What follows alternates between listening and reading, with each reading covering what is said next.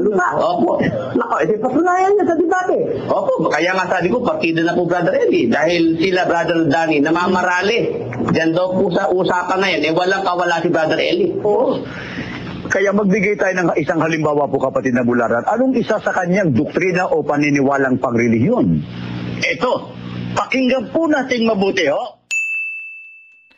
Magandang araw po sa inyong lahat, Sir JR po ng Usap-Usap University and mga ka-U3. We are back na naman po sa atin pong episode. Sana po ay nasa mabuti po kayong kalagayan. And ang atin pong pag-uusapan ngayon is actually a kind of segment sa isang palabas ng Ang Dating Daan. Pero ang segment title daw po nito is Weirdong Doktrina. So alam po natin mula po sa ating staff is this was submitted via Facebook sa atin pong messenger. And ang host ng show na ito is si Brother Danny Navales ng MCGI nga po. And I guess this was shot in early 2000s kung di po ako nagkakamali. Sa mga baguhan po sa ating channel, para po hindi po kayo malito ang atin pong ginagawa dito sa U3, kami po ay nagbibigay ng reaksyon sa mga religious preachings, mga sermons, religious programs. Itong ating i-feature is ang parang pagpupuna or kritisismo yata ng Ang Dating Daan laban po sa Iglesia ni Cristo. Ayan yan pong alam natin. Sa akin pong background sa pag-aanalisa, ako po ay dating university debater mula po sa MSU IIT sa loob po ng 3 taon. Ako rin po ay nakapag-debate sa ABS-CBN News Channel at ako po ay member ng isang international public speaking organization, ang Toastmasters International. So paalala lang po mga ka-U3,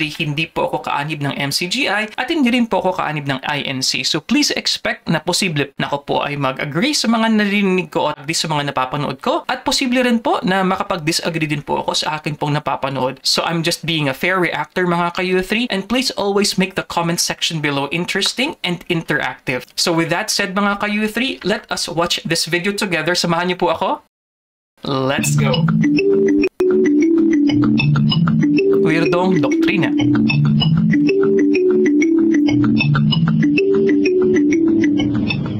Upang huwag kaming malamangan ni Satanas, sapagkat kami ay hindi hangal sa kanyang mga lalang. Isang matalinong pagsusuri, lalo na sa mga bagay na pangkaligtasan ng ating mga kaluluwa. Ito ang kinakailangan natin sapagkat mula pa sa pasimula hanggang sa kasalukuyan ay nananatili ang labanan sa pagitan ng mabuti at ng masama. At kung hindi tayo magiging matalino ay maaari tayong mapaglalangan ng dyablo sapagkat sinasabing si Satanas ay punong-puno ng pagkukunwari.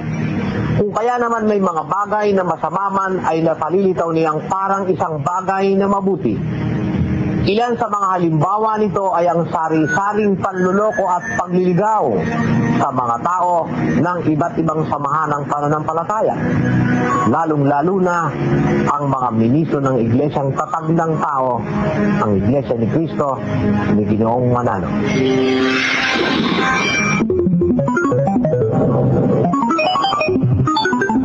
Sari-saring kasinungalingang natatanggap ng mga di nagsusuri, kung paanong di nagpapahinga sa paggawa ng kasamaan at kasinungalingan ang pwersa ng kadiliman.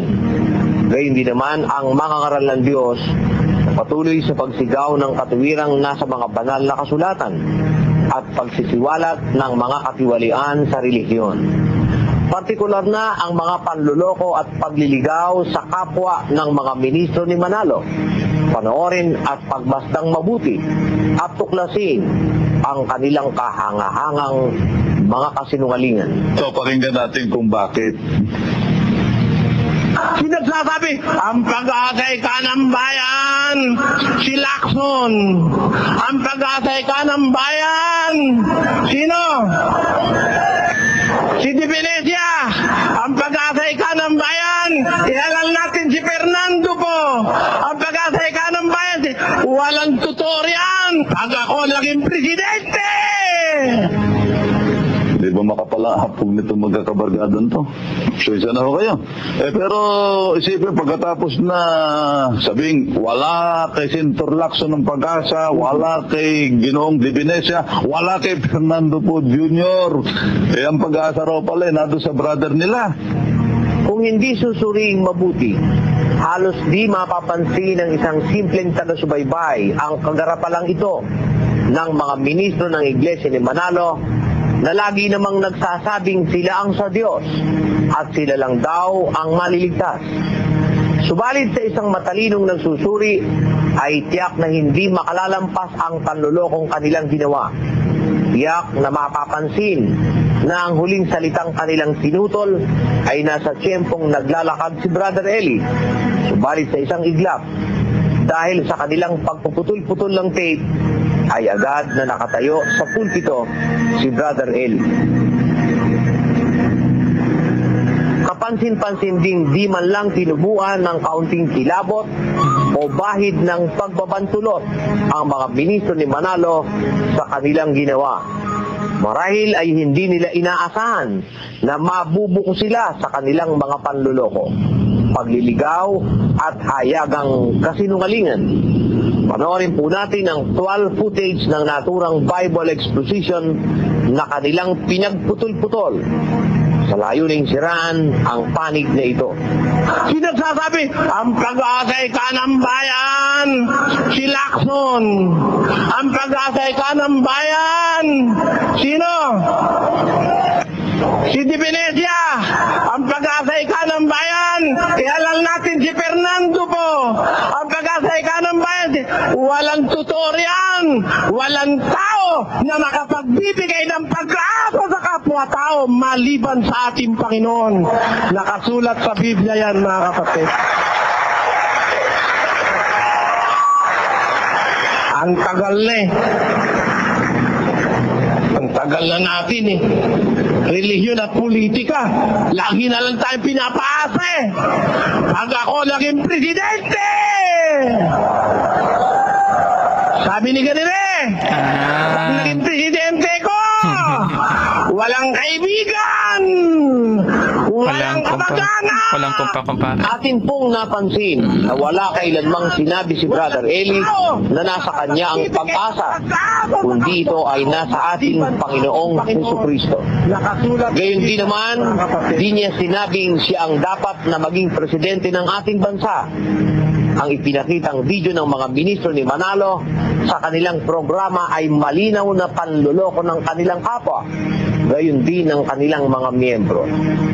At para po lalo nating mapatunayan sa harap ng madla, lalo na sa ating mga taga-subaybay na naging opisyo na ng mga ministro ni Manalo ang magligaw ng kapwa-tao at ilihis ang katotohanan.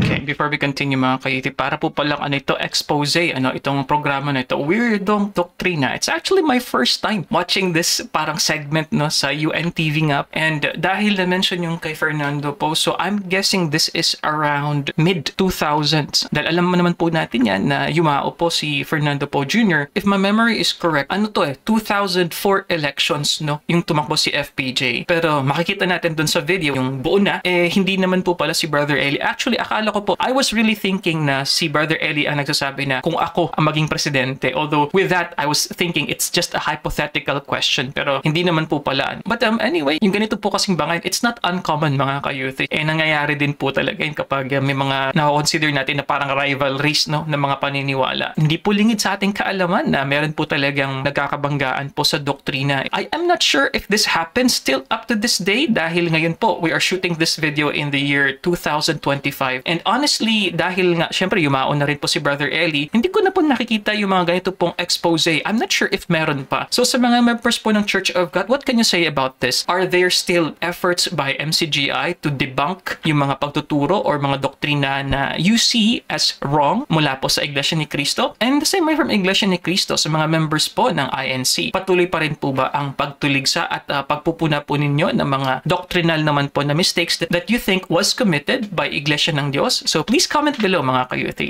Isa pa sa mga katunayan ng kanilang mga kasinungalingan ay ang kanilang pagtatangka na pasaklolo sa ibang grupo ng pananampalataya kahit na tahasang sinasabi nilang ang alinmang iglesyang di kanila ay kay Satanas o sa demonyo. Matatandaan na sa kanilang desperadong kalagayan ay ginamit ng mga ministro ni Manalo bilang kanilang kakampi ang Pentecostal Missionary Church of Christ Fort Watts ni Ginoong Teriol nang manghiram sila ng tape ng debate sa pagitan ng panig na ito Seryo? at ng grupo ni Beriol na ginanap sa Quezon, Palawan.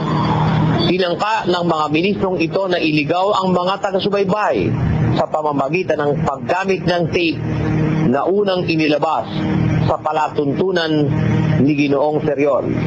Atin pong tunghayan. PMCC 4th Pamamahayan Watch. sila ka John Bularan dyan eh. Opo, dun mismo sa plaza. Oo, almost a week siguro yun. At yun nga, hinahamon itong punong nagpakilala niya. So wala, kahit anino, wala sumipot doon eh. Paano sisipot yung kapatid na Ramil eh?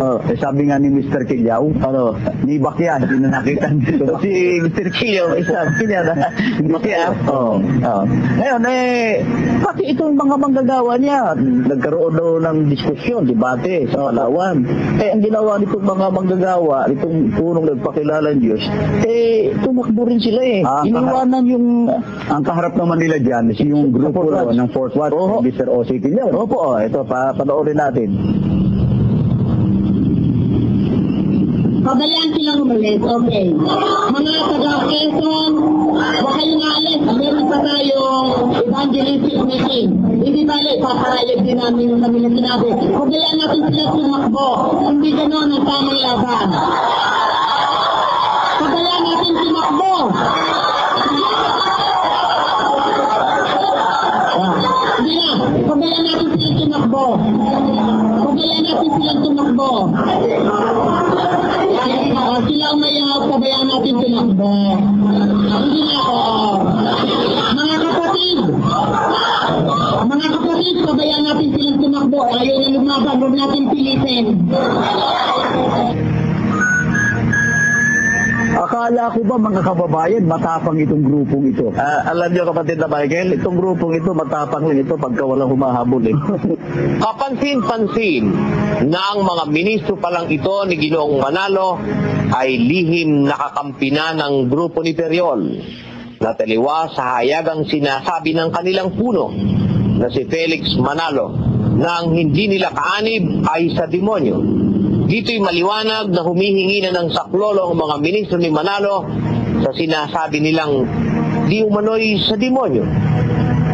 Subalit magkampi man ang dalawang pwersang ito ay tiyak na mabubuking ang kanilang mga kasinungalingan.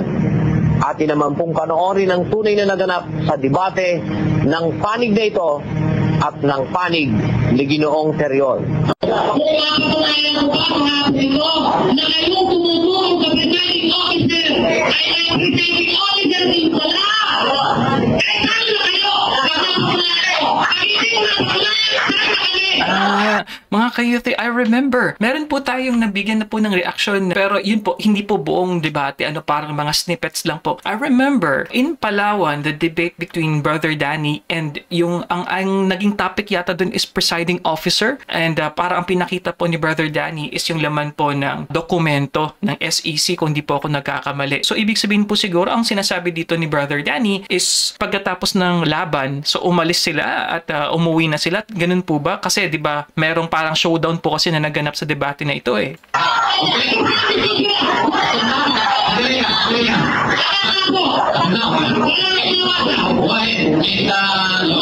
kaming ganyang katungkulan at wala kaming ganyang harap.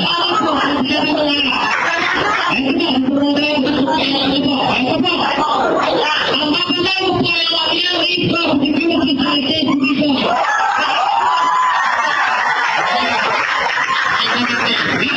Republic of the Philippines. Manila, Philippines. Ang sinabi, I, ang Daniel Beriol of Legal Aid, Filipino, President and Big Postal Advent at 509 na 223, San Antonio, Marikina do Sul. Yes, after making Julius word to in accordance with law, depose and say that I am the presider.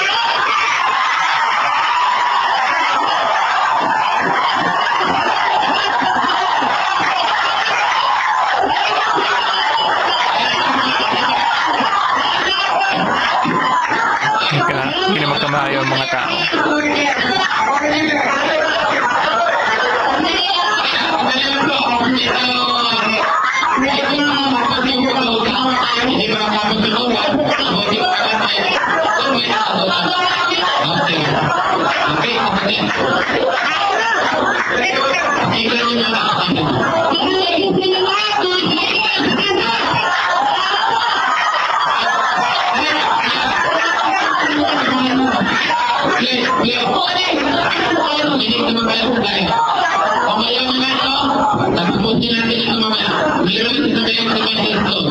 Pintayan ng ilaw.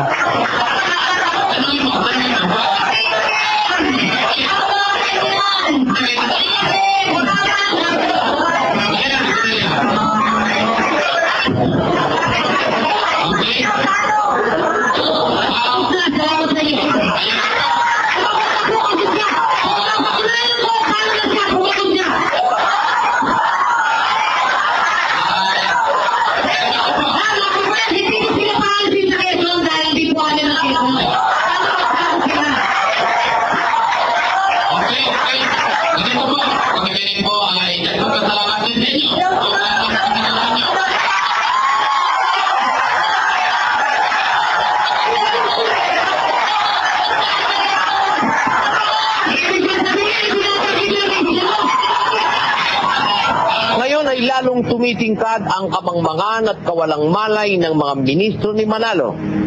Maliwanag na ito ay pagtatangka na naman ng mga ministrong ito na magligaw at linglangin ang sambayanan sa pamamagitan ng paggamit nila ng isang hiram na tape sa kanilang kaibayong relihiyon na ngayon ay kakampi na nila. Nakita natin na ang sinasabi nilang pagtakbo ng panig ng ang dating daan sa naturang debate ay kabaliktaran ng tunay na nangyari. Ito ay nagtapos sa isang showdown na pinagwagian ng panig na ito at tinanggap naman ng panig ni Lateriol. Pansinin na pagkatapos ng showdown ay inalis na ang orasan at nagsalita na ang moderator na siyang tanda ng pagtatapos ng nasabing debate. Ang ipinakitang video ng mga ministro ni Manalo Pag-uwi nila. na umano'y pagtakbo o pag-urong ng panig na ito ay hindi totoo. Bagkus ito ay ang masayang paglisan ng grupo ng ang dating daan sa pinagdausan ng debate na natural lamang sapagkat tapos na nga ang diskusyon. Dahil dito'y muli na naman nating nabuko ang grupong ito ng mga ministro ni Manalo sa kanilang gawaing pagliligaw ng kapwa-tao. Sino pa kaya ang maaaring makapagtiwala sa mga taong ito kung pangkaligtasan ng kaluluwa ang pag-uusapan? Bantad na sa mga mamamayan ang paulit-ulit na pagsisinungaling ng mga taong ito. At ito ang nag-udyok sa kanilang mga dating miyembro na tuluyan ng lisanin ang maling relihiyong ito ng Iglesia ni Cristo na tatag lamang ng tao. Okay, before we continue there mga ka-youth, nakikita ko po rito parang siguro baptism, no? I'm not sure kung saan pong reliyon nito. But anyway, as to the narration po kanina na nagsasabi na kumbaga dahil nakakuha or nakasecure ng tape yung Iglesia ni Cristo mula sa debate ng PMCC Fourth Watch versus ang dating daan nga po, I don't totally agree to the conclusion na magkaibigan o magkakampi na sila dahil posible naman no na masecure yung tapes from, let's say, a former member maybe ng PMCC Fourth Watch and then securing that tape, or maybe may parang kaunting spy action dyan kasi ganun din po naman sa Iglesia ng Diyos, di ba po, na minsan sa kanila pong mga show is nagbibigay sila ng kritisismo sa INC and then they had some of these tapes, ibig sabihin po ba nakakampi po agad? Hindi naman po siguro ganun. Pero what Brother Danny is saying here is yun nga po na hindi naman yun aktual na kumbaga pag-uwi nila dahil talunan sila, pag-uwi nila dahil tapos na po yung debate. And I do remember na it was really mentioned yung sa debate nga po nila sa Palawan na yung presiding officer, yun po kasi yung parang naging point of contention sa showdown ng debate na yun eh. So, sa mga members po ng PMCC Fourth Watch, I do remember may mga nagsasabi po na hindi nga po ganun ang nangyari. So, what's your version of this event? Isa sa mga bagay po na gusto ko rin itanong sa members po ng Church of God and sa INC INC na rin? Kasi lagi pong nami-mention na ito pong INC and then they would add ni Manalo. For other members of INC, this may sound a bit parang offensive. Could you please tell us mga kayuti bakit this is kind of hurtful or disrespectful? At ano po masasabi nyo na sinasabi po ng ADD, ito po ay tatag lang ng tao, yung INC. On the same token, can we not consider Members Church of God as tatag ng tao dahil may mga founders din po sila ng mga tao?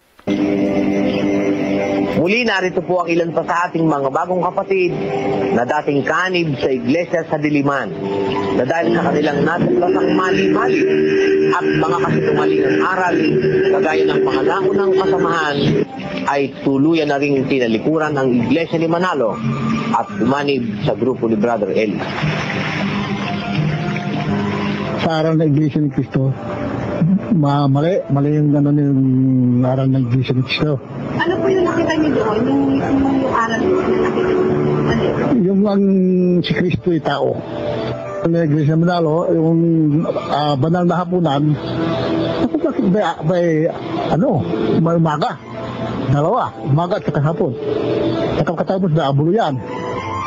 Kuha sila ng sitas dun sa Biblia, mali ang explanation nila. Conclusion agad, ginagyan ng conclusion. Hindi pa hanapin yung kung bakit. Katulad nung ako at ang may isang Diyos. O di isang Diyos, sabi. Ang paliwanag ng iglesia ng Diyos, maraming verses na supporting na ang Diyos di isa marami. Kaya doon na naman. Ako, mali ka ako. Tagal akong nalukok ako. Tapos, ang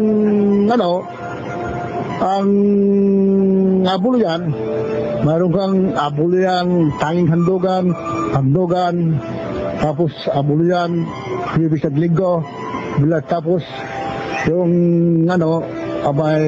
may nilalagat para pasalamat. Yung dami kako. Malis po ako sa iglesia ni Cristo ni Manalo kasi yung sa isang katuruan nila na si Cristo tao, ayon sa Biblia na si Cristo Diyos. Saka yung abuluyan nila yung banal na hapunan isa umaga ginagawa. Saka yung banal na halik, hindi nila napiliwanag noon pa yan, nung araw ko pa tinanong yan, hindi nila kayang ipaliwanag yung nasa sa Biblia. Naintindihan. So, marami akong nakitang mali. Talagang maraming mali. Tapos nakita ko kay Brad Eli, talagang tama siya, pero laki. Parang nakatanggap ako ng spiritual na bautismo kumpara sa nang nabautismo na ako sa Iglesia ni Cristo na hindi ko man lang naramdaman yan kahit sa puso ko. Kasi hindi naman kasi nila pinarinig yung aral na yan kung anong aral sa Biblia Wala kasi sa amin, sa Iglesia ni Cristo talagang hindi ka dapat magbabasa ng Biblia kasi hindi mo lubos maunawaan. Yun ang turo ng mga ministro sa Iglesia ni Cristo. Saka hindi rin naman sila nag-provide ng mga Bible na dapat ibasa sa mga membro. Kaya hindi mo maramdaman talaga yung aral na dapat mong sundin na talagang katanggap-tanggap ka ng spiritual na bautismo. Napunta po rito kay Brad Eli. Dito po natutunan ang tamang salita. Naitanim ko na po sa puso ko na andito ang tama. Kaya malaki ang pagkakaiba sa Iglesia ni Cristo at dito sa dating daan. Wala, nung nandun ako, bagabag din ang loob ko Nung nagsasamba ako, nakikita ko rin ang aral na pabago-bago. Hindi na ako makapagsalita dahil siyempre ang tama sila na hindi ako nagko-comment dahil alam ko, tama. Pero nung nakita ko yung aral dito tsaka aral dito sa atin, tsaka aral sa Iglesia ni Manalo, ang laki ng pagkakaiba yung pagkakakilala kay Kristong tao. Dito ko lang napatunayan na maling-mali nga yung sinasabi nila dahil paano nga magiging tao si Kristo lahat ng tao nagkakasala. Di kung si Kristo tao, di nagkasala si Kristo. Magaling sila ang baliktad. Saka maraming aral na Abuloy, marami silang abuloy. Isa ako sa biktima ng abuloy nila eh. Ako, nagbubukod talaga ako nung kabataan ko, nung aktibo ako doon. Kahit wala matirang pera sa akin okay lang. Wala, hindi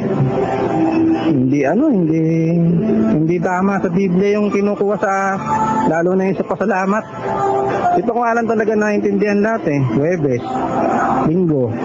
Bukod doon, meron pang inuhulog sa box. Tapos, naranasan ko nung namatay ang tatay ko Yung katwiran dito sa dating daan. Narinig ko kasi dito na mas totoo kaysa sa Iglesia ni Cristo. At saka marami kasi kung tanong sa Iglesia ni Cristo na hindi pa nasasagot. Pero dito, mga tanong ko nasagot na sa mga paksang narinig ko. Tunay na walang kasamaang maitatago ng matagal na panahon. Lahat ay may katapusan. Gaya po ng inyong napanood sa ating pagtatanghal. Okay, before we continue mga ka-U3, yun po mga testimonies po ng alleged mga former daw po na members ng INC. Isa po sa mga na-mention doon na pagtutol nila is yung belief that Jesus Christ is not a God but just a human being. What I remember mga ka-U3, naalala ko po kasi yung explanation ni Mr. Pineda sa kanyang interview o sa kanyang pagsagot sa Christmas episode ng Magandang Gabi Bayan. Meron po tayong video reaction yan mga ka-U3 And he mentioned there that Jesus Christ is not God. They believe na sugo. And then, they would interpret the word sugo as anghel. They consider the founder, Mr. Manalo, as an angel, as sugo, and also Jesus Christ as also sugo or anghel. Amin na pong iiwanan sa inyo ang paghatol. Ito po si Brother Danny Navales nagsasabing, ipagpatuloy lang po natin ang ginagawa natin pagsusuri upang hindi tayo mailigaw ng mga pastor ng Bulacan. Magandang araw po. Hanggang sa susunod po natin pagtatanghal that was it? ng Weirdong Doktrina.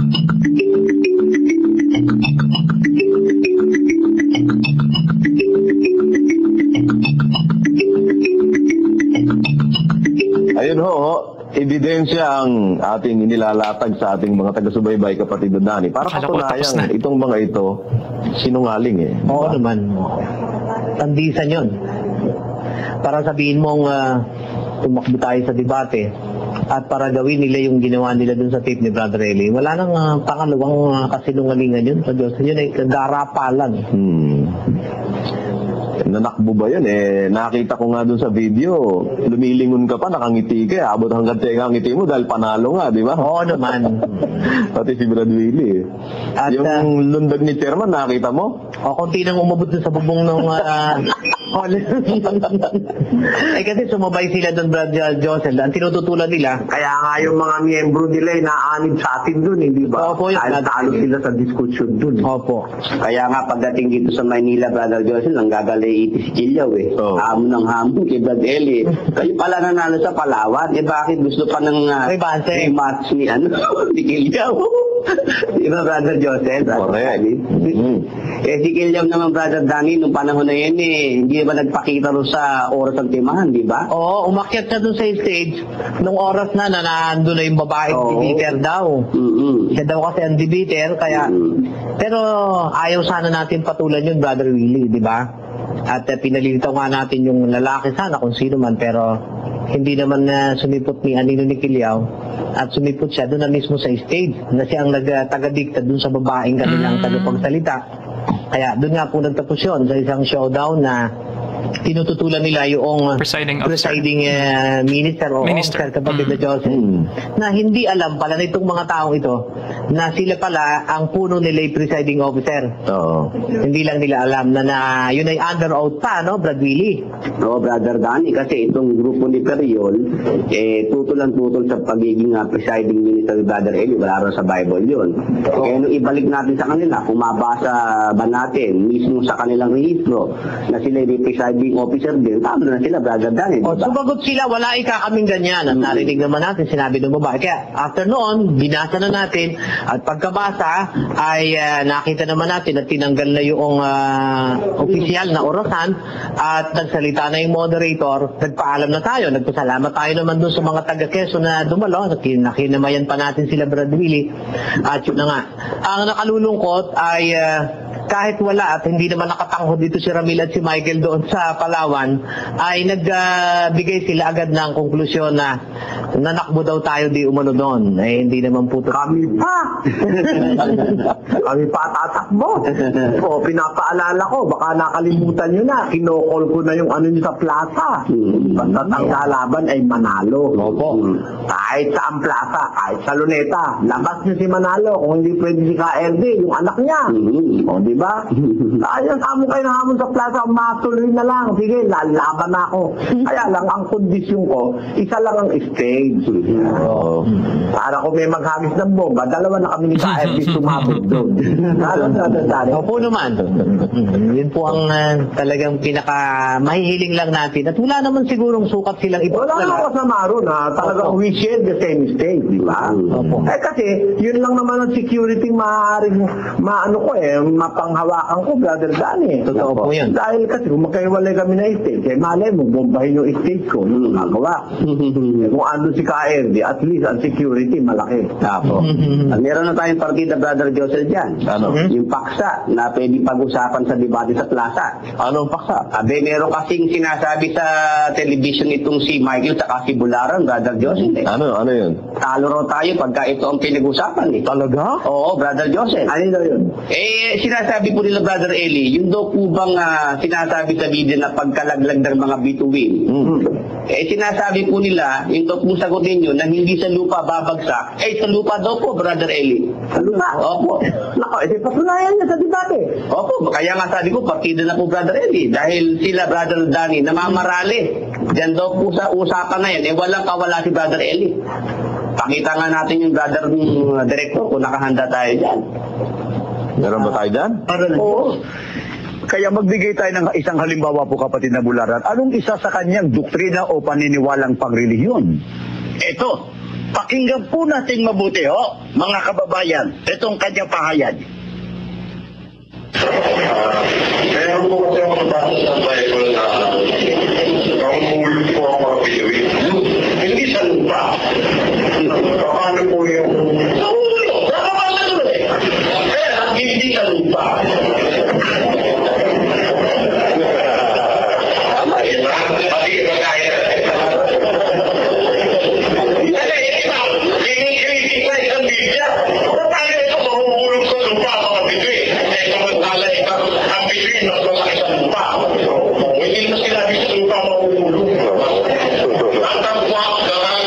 Ang pagkatapos ng kapi-kapian sa mga araw na yaon ay magdidilim ang araw at ang buwan ay hindi magbibigay ng kanyang iba planetary system yan sinasabi.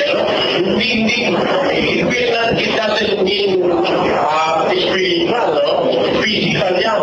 Magdidilim ang araw at buwan hindi magbibigay ng kanyang iba. At mga lalaglag ang mga bituin mula sa langit. Pero hindi sinabi malalaglag sa lupa. Dahil lalaglag sa lupa, malalaglag. Ano naman yun? Di ba? Kasi nakikita nila, pag malalaglag, kakalapit sa lupa. Hindi pa pwede sa mga lupa. Tandaan lamang po natin, mga kababayan, kung maaari nga, isulat pa nila, kapatid na Michael. Opo. Na naninindigan yung punong nagpakilalang Diyos, na yun daw pong binabanggit sa Bibliang pagkalaglag ng mga bituin, ay magaganap. Tanggap niya yun. Subalit, opo, hindi raw sinasabing malalaglag sa lupa. Paulit-ulit yung sinabi yung kapatid na Michael. Kaya ang sabi ho ni Mr. Willie Santiago, tapos sinundan ng puno, at mga lalaglag ang mga bituin mula sa langit.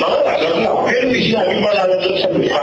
ilang beses niya sinabi yung kapatid na Michael. Opo. Dahil ang sabi nung nagtanong, meron po kasi ako nabasa sa Bible na pangungulog po ang mga bituin. Hindi sa lupa. Paano po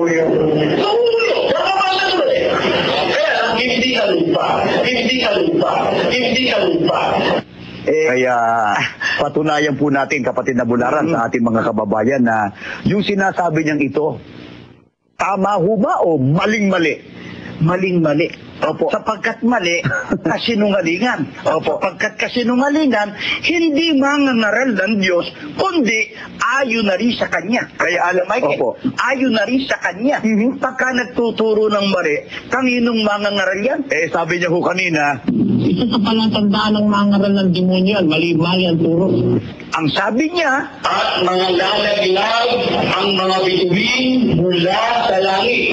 So, very interesting na palitan. So far, ang pinapakita po na portion is parte po, syempre, ng programa po sa Net25. And this is, I would really say, around mid-2000s. Kainitan po ito ng rivalry ng Iglesia ni Cristo at ng Andating Daan. Although yung sinasabi po na kung ito yung magiging topic, honestly, this is a very weak topic. Not because hindi siya pwedeng pagdebatin. Pwede naman po, syempre, no? Pero po, bakit hindi po kaya doctrinal yung kanilang pag-uusapan na maging paksa? Bakit of all the topics, between do ba ay malalaglag sa lupa? Hindi dapat po doctrinal, which is the true church, which is the true religion. Or dun tayo sa core, is Jesus Christ really, truly just a man or not? Or na-mention din kanina yung sa testimonials nga na bawal na halik. Ano ang tunay na bawal na halik? I think mas magiging educational and enlightening ang isang debate kapag doctrinal, no? Yung mga core po talaga na pinaniniwalaan ng mga sekta. So, curious po ako, ano kaya magiging sagot ni Brother Eli nung sinabi niya, or substantiation niya, nung sinabi niya na hindi sa lupa yung mga nahuhulog na mga bituin? Kasi po kung physical yung ating consider, yung bituin na mahuhulog just because of the nature na merong gravity sa atin, kapag isang bagay po kasi na makapasok po sa ating atmosphere, lulusot po yan, hihilahin po pababa ng ating gravitational pull ng ating mundo. So, hindi po siguro physical ang tinutukoy dito. Ito ba ay, kumbaga, patalinahaga po na ibig sabihin ng nahuhulog na bituin?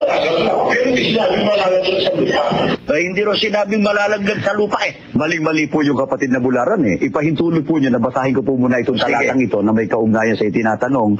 Nung nagtatanong doon sa puno na nagpapakilalang Diyos, Apokalipsis po. Basahin niyo, tandaan niyo. Apokalipsis 6:12 hanggang 13. Ito po. At nakita ko nang buksan niya ang ika-6 na tatak. At nagkaroon ng malakas na lindol, at ang araw ay umitim na gaya ng isang magaspang na kayong buhok na maitim, at ang buong buwan ay naging gaya ng dugo, at ang mga bituin sa langit ay nangahulog sa lupa, gaya ng puno ng igos na isinasambulot ang kanyang mga bungang bubot pagka hinahampas ng malakas na hangin. Ayan, Brother Josel, Brother Danny. Brother Joseph. Yan pala yun. Yan pala yun. Oo, yan sana ang gusto kong liwanagin natin sa Martes kung loloobin. Paliwanag ni Brother Eli, ano nga ba yung talagang paliwanag sa mga talatang nabanggit, Brother Joseph? Gawin nating tema sa running debate. Oo, mas maganda, Brother Joseph. Sige. Kola ko dyan, kola ko. Joseph. Opo. Kola ko dyan. Sige, gawin natin tema sa running debate. Ganda ito. Ano, Michael? Tema na ba? Tema. Sige. At Michael, tawag ka Sabi ko, kung pwede, tatawag ka sana. Anong tema natin? Ang tema natin, ayon sa Biblia, totoo bang ang mga bituin ay... Yung mga bituin na pisikal na bituin, ha? Malalaglag sa lupa, ha? Call. Ganda niyan, Brother Joseph. So physical? Alam mo, kaya lang matututo na naman dyan yung mga ministro ni Manalo nung hindi na ituro sa kanila ni Manalo. Ayun, oo. Mabuti na rin yun sa isang banda, kapatid na Danny, natutunan nila yan kay Brother Eli Soriano. Kasi hindi nila matututunan kay Felix Manalo at kay Ranyo Manalo yan Katunayan, ang idinidisplay... Hindi natutunan nila sa aklat lang ng buhay, malinay, talpak pa. Pero kung andyan daw nagsusulat. Siya na pala nagsusulat pagdating ng oras gagawin ng Panginoon, ipapahayag doon sa ama niya yung sinulat ng ama niya. Ano pa naman yun? Na-specify ni Brother Eli, mga kayuthi, na physical stars yung hindi daw mahuhulog sa mundo. Just because of the size of the stars. Kasi malalaki po yung mga stars, no? Maliit lang po sila sa paningin natin, pero dahil po sa kanilang distansya sa atin, parang maliliit po sila. If you're talking about the real stellar event of stars falling down to the earth, that's impossible. So, liban na lang po kung yun nga po, nasabi ko kanina, kung figurative yung tinutukoy nila dito na stars. At I think yung pagkakadescribe pa is hindi lang naman isa, no? Kundi maraming stars. So, falling to the earth, kung titingnan natin ang laws of the universe, I don't think that could happen. That stars could really fall down just because of their size towards earth. Ano po? But anyway, so, na-mention din po dito yung konsepto po ng running debate. Honestly, mga kayuti, hindi ko po alam yung kanilang running debate. Ano po bang ibig sabihin nito? Ang ibig sabihin po ba ng running debate is papapalit-palit lang po ng sagutan sa programa na Ang Tamang Daan at Ang Dating Daan? Or during this time, ito ay patungkol sa debate na kumbaga pending, that they are still awaiting, kumbaga, kasi ang nasabi nga po dito ni Brother Eli, call daw po siya dyan at idadagdag din po yan sa magiging further pa na paksa na pwedeng pag-usapan sa debate. Sige, Paul.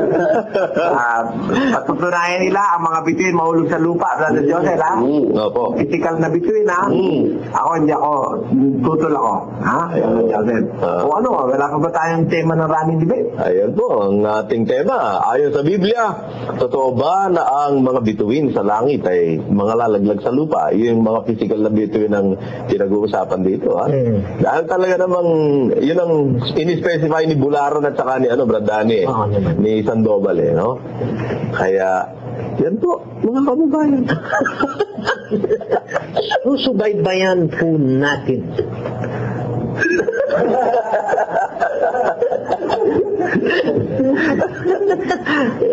For Tuesday's running debate po yan sa susunod na Ligaw na Loben. Hanapan nyo na ng batayan. O, Sandoval, mahaba-haba ang panahon mo. Ang sabi ko, kung pwede, tatawag ka sana. So, pero alam ko, tatawag ka eh. Ewan ko nga ba, bakit gustong-gusto mong tumawag? Sige, tingnan natin kung maididepensa nila yung kanila sinasabi na yan. Ikaw naman magaling lang kayo pagka nandiyan kayo, walang tumututol sa programa nyo at wala kasing bukas na linya na pwedeng makapasok yung mga caller para tutulan yung inyong sinasabi. Tingnan natin, kayo, hinaanyayahan namin, ha? Bukas ang linya namin, patunayan nyo yung inyong sinasabi na yan. Kahit dyan sa tema lang na yan. Brother. Patatawa ito. Sige, tayo po ay mayroon ba tayong at ito pong ating ginagawang ito sa pangunguna ni Brother Eli Soriano. Kahit hirap siya sapagkat lagi ng si Brother Eli po ay hindi natin mahagilap ng personal dito sa ating studio. Pero magkagayon pa man sa pamamagitan ng telepono ay nagsisikap siyang mapaglingkuran tayo sa abot ng kanyang magagawa. Saan po man naroon si Brother Eli, kapatid na Diyos sila naman. Sana po mag-iingat kayo at yun na. Lagi lang natin tatandaan, meron na akong nabuong isipin sa loob ko. Kung sino yung nagpapasurveillance sa atin, sino man ang mapirwisyo sa atin, alam na po ninyo kung sino ang pagbibintangan. Yan ang isang totoo niyan, kapatid na Willie.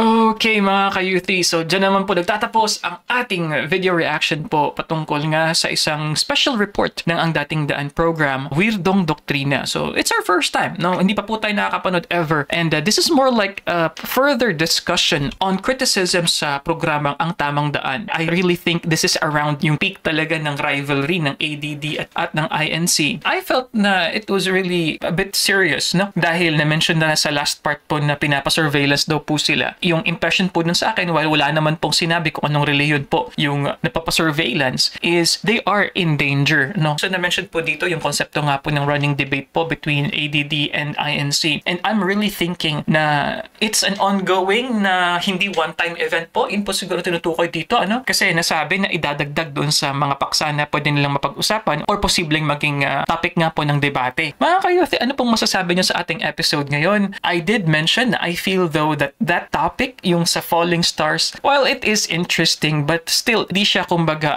fundamental na core na belief ng mga reliyon na ito na magdedebate. So honestly, para sa akin, it's a really weak topic, no? Napag-uusapan lang na ang falling stars daw ay mahuhulog sa langit or not. And then, Brother Eli is specifying it na ito ay physical, no, na celestial body itself. Anyway, yung events po na nangyayari, yung video po na atin pong binigyan ng reaction is around the mid-2000s, so that is around 20 years ago, mga ka-U3. So, saan po kayo sa mga time na ito? Sa kainitan po ng sagutan po ng dalawang church na ito. But anyway, if you like these kinds of episodes, you know what to do. You can watch this video here, mga ka-U3, or this playlist over here. Kung hindi ka pa subscribe, uy, marami po sa inyong hindi pa po subscribe, nanonood lang dito, click nyo na po yan para po kapag nag-upload po kami, mai-inform po kayo in real time kapag may bago po tayong uploads. So, as always, mga ka-U3, salamat po sa panonood. I'll see you guys next time. Peace. Bye-bye.